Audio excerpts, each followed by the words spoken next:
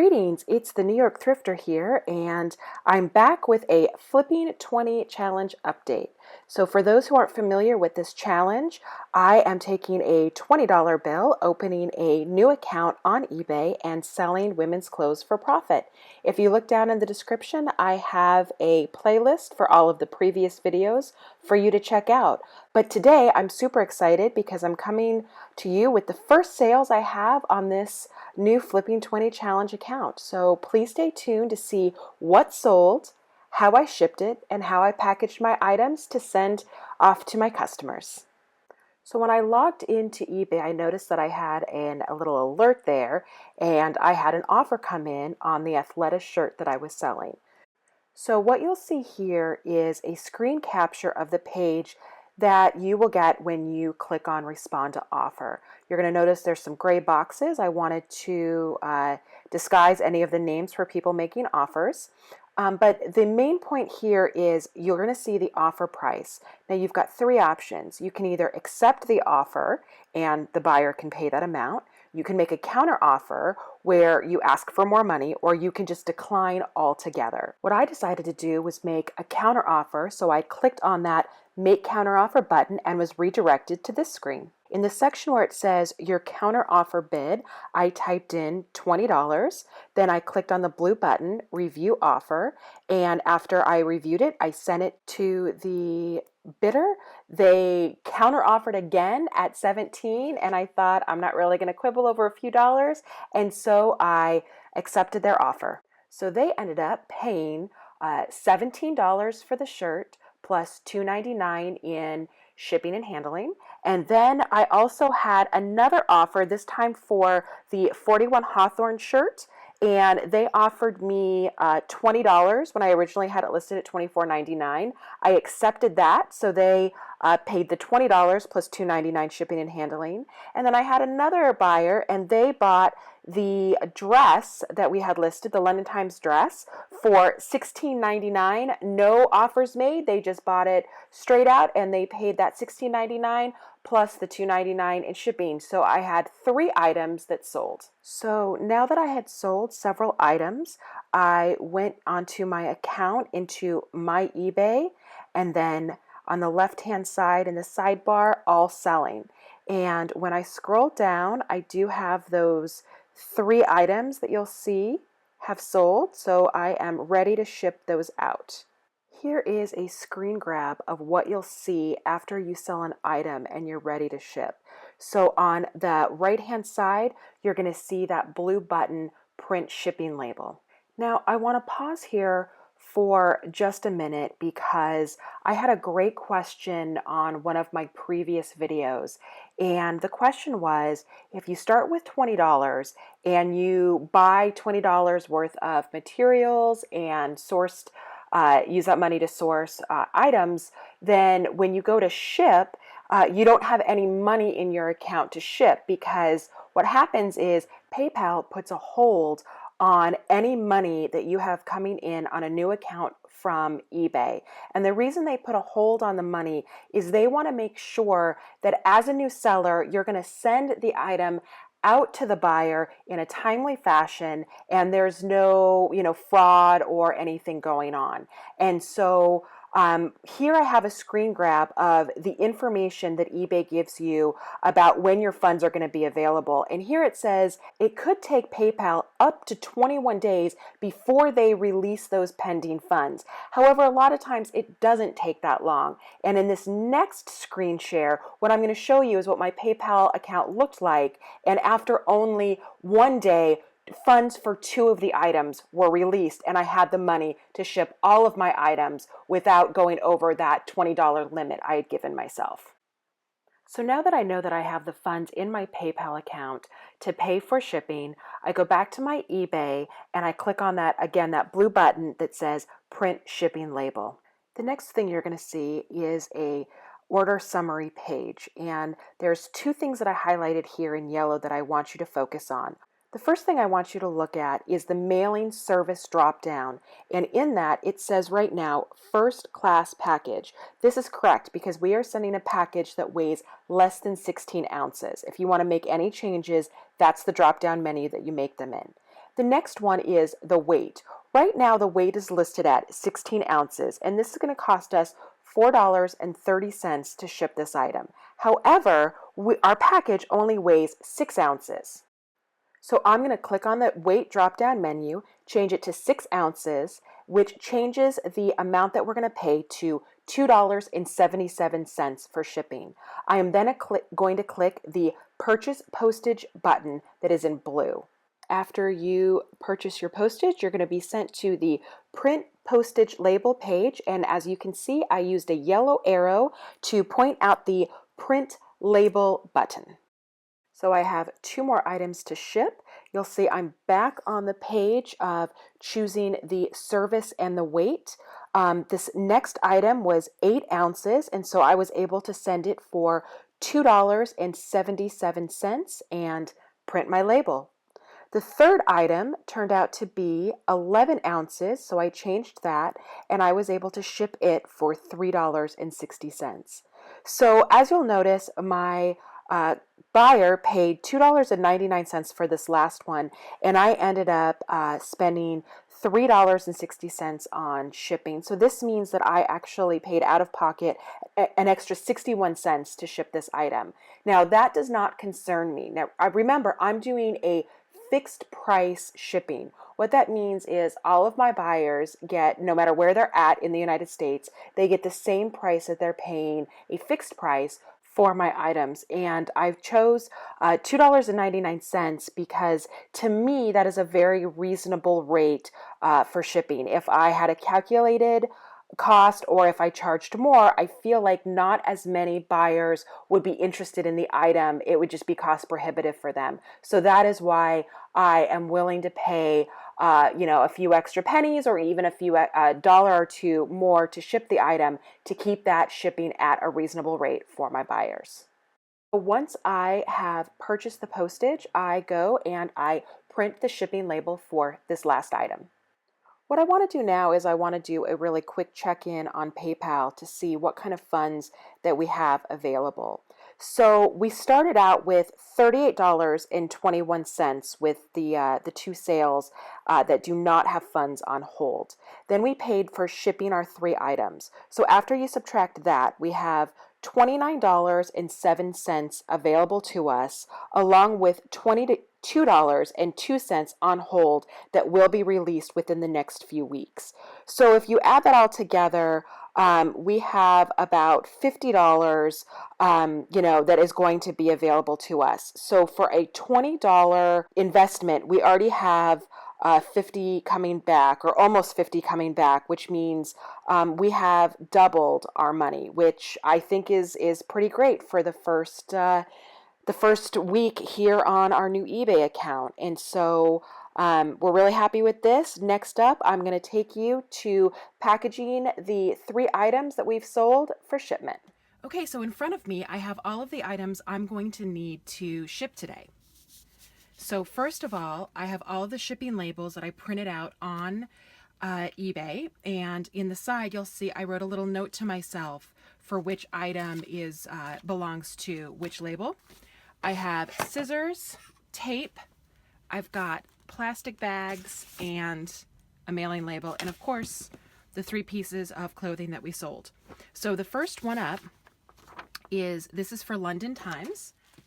Now, I normally won't use like Ziploc bags or sealable bags to ship an item in my regular store. However, because we are doing this challenge and we are trying to do it as inexpensively as possible, I did go down to the dollar store and I got these zipper seal bags, and they were 12 for $1. And the reason I like to have everything sealed up in plastic when I'm shipping is if anything happens to the package, like it falls, in the water or rain, or it's just really, nasty outside with the weather, I feel like this offers an extra level of protection. So again, usually I don't use a Ziploc. Usually what I will do is I will go onto Amazon and I will buy sealable bags on Amazon. And so these are very clearly for food storage, which is not the best. However, again, we are doing this to start off with $20. And so we take what we can. Now I have the envelope. Again, this is like a craft envelope that I got from the dollar store. I got 6 for $1. I normally would not ship in these. Instead, I like to use a poly mailer that, again, I buy off of Amazon. However, this was a cheap option, and until we've got the money to go online and do that, we will be using these craft mailers. So I'm just popping this in. There we go. Okay, and that looks pretty good. I'm going to seal this.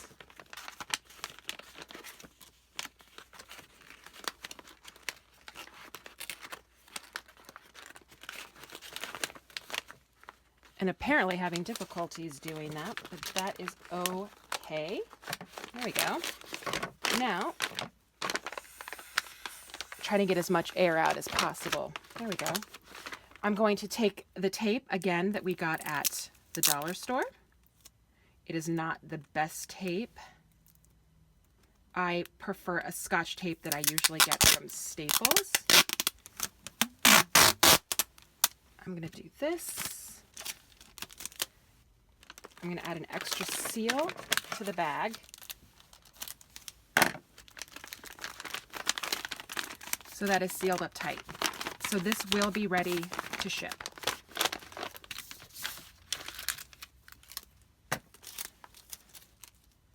Okay, so I'm going to grab our shipping label. I'm going to cut on the mark. Now, the reason I have these Post-its is because the shipping address for both me as well as the buyer underneath there. If you want to keep this for your records that we just cut off, it also has the tracking numbers on it. However, I usually don't keep these, and the reason for that is eBay has the tracking numbers because it uploads it automatically when you use their site to ship. So I usually will toss that. Now, in my regular store, I don't use plain paper to print out the labels. Instead, I use the sticky labels, and so they automatically have the adhesive on the back. We don't have the money for that yet, so I am just going to be taping this down.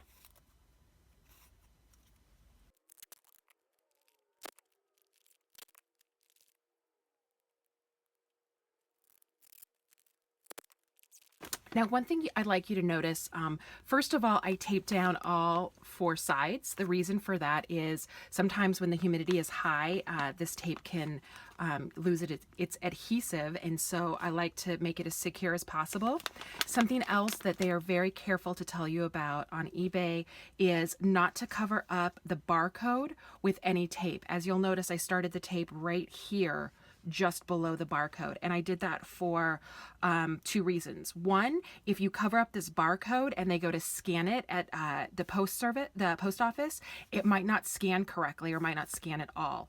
And so that's going to be difficult for them to process your package. And the second reason I started to write down below is because this number is the actual tracking number. And so what I did by putting tape over the tracking number, if something happens to this barcode, the USPS can still look up the package with the tracking number. So if this gets wet and smears or smudges, the actual numbers themselves are still safe from the weather. So they would still be able to type that into their computers. And so it would eventually get to where it's going. So this is our first package that we're going to be sending out.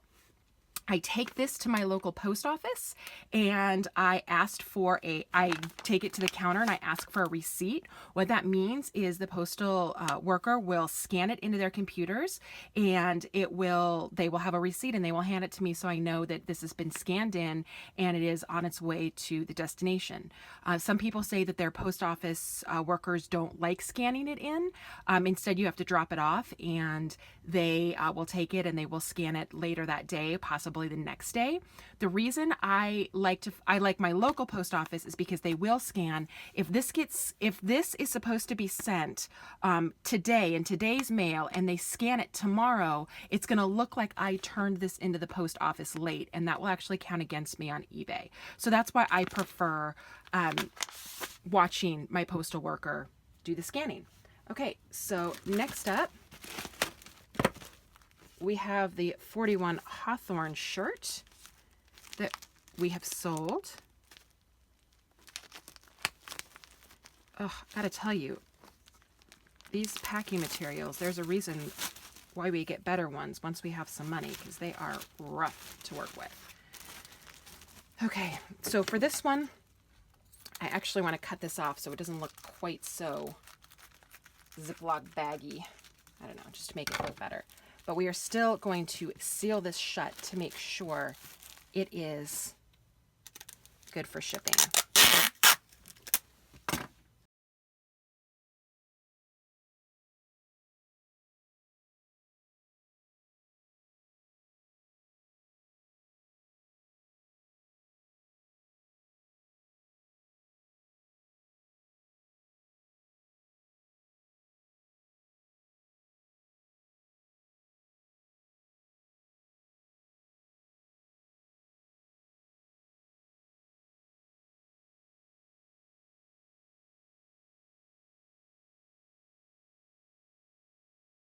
After all that, I would say one of the number one priorities would be for us to purchase some real packing materials once we get our money in from PayPal for these items.